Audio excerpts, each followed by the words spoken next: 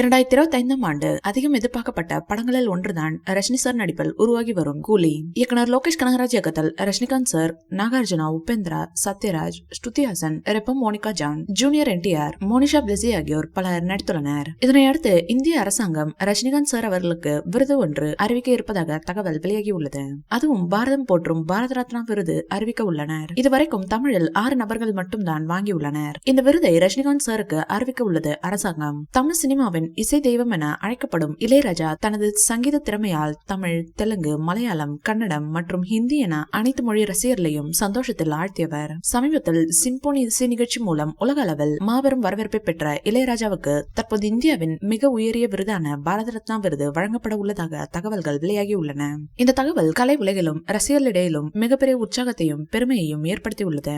இந்த விருதினை அப்துல் கலாம் மற்றும் MGR என பலரும் வாங்கியிருந்த நிலையில் தற்போது இளையராஜா இந்த விருதுக்கு தேர்வாகி இருக்கின்றார் என்பது தமிழ் மக்கள் மற்றும் இசை ரசிகர்களுக்கு பெருமையை ஏற்படுத்தியுள்ளது.